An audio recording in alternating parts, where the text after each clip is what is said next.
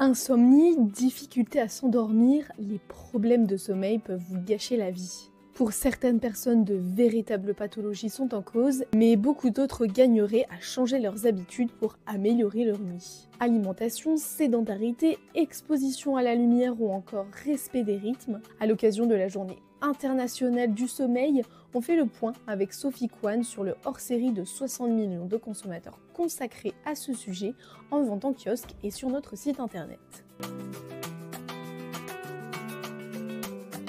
Nous avons voulu faire un hors-série sur le sommeil parce que les problèmes de sommeil concernent 4 Français sur 10.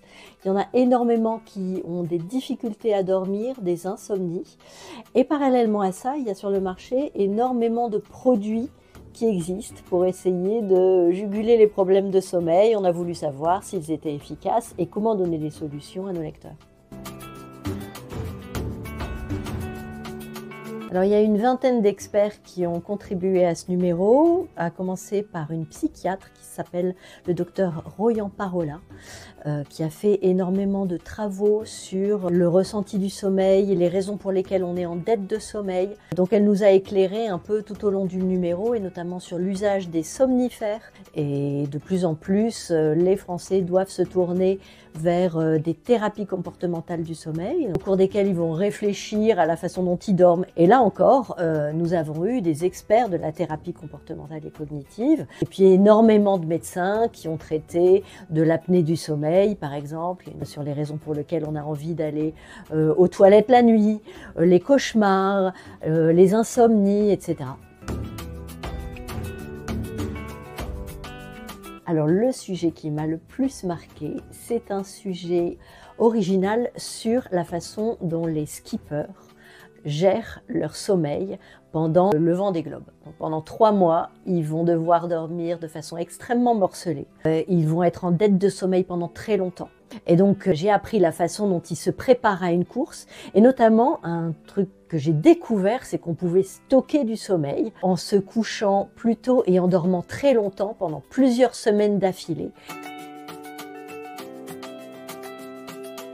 Moi qui suis une grande insomniaque, j'ai essayé de mettre en pratique une astuce que donnent les médecins spécialisés dans le sommeil, c'est le fait de se réveiller à heure fixe. Et en fait, en se levant tout le temps à heure fixe, en fonction de son heure de réveil, eh bien, on va mieux caler son horloge biologique. C'est elle qui va déterminer tous nos rythmes au cours de la journée, y compris l'heure à laquelle on va dormir. Donc, c'est important de la caler dès le matin. Se réveiller à heure fixe, accepter également quand on est du soir ou quand on est plutôt du matin. En fait, ça n'est pas une idée reçue, c'est quelque chose qui est génétiquement programmé. Et puis, essayer d'arrêter un peu les écrans 1 heure avant d'aller se coucher, parce que les écrans, c'est quand même quelque chose qui vont vachement stimuler le cerveau et qui va provoquer des micro-réveils, voire des insomnies quand on les utilise trop avant d'aller se coucher. Alors on en a étudié 6 et le moins qu'on puisse dire c'est qu'ils ne sont pas tous équivalents. Alors ça a une utilité pour les médecins, c'est que ça sensibilise les gens à leur sommeil. Ça pousse à essayer d'avoir un sommeil plus régulier.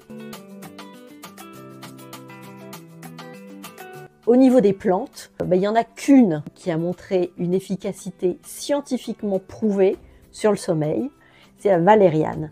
Au niveau de la mélatonine, ce que je retiens, c'est qu'il faut vraiment être vigilant sur le type de mélatonine qu'on utilise. D'abord, pas utiliser une mélatonine mélangée à des plantes, parce que comme je viens de le dire, toutes les plantes ne sont pas efficaces sur le sommeil. Et puis, veiller à ce qu'on prenne une mélatonine à effet prolongé, parce que c'est la seule mélatonine qui va être efficace sur la qualité du sommeil. Alors, un chiffre qui m'a marqué, c'est que 1/3 des Français dormaient moins de 6 heures par nuit. Ce qui veut dire qu'ils sont en dette chronique de sommeil. Évidemment, ça a des conséquences sur l'humeur, ça a des conséquences sur la fatigue, sur la mémoire, mais ça a aussi des conséquences au niveau immunitaire. C'est-à-dire qu'on est moins résistant aux microbes. Donc, c'est important d'essayer de dormir un petit peu plus.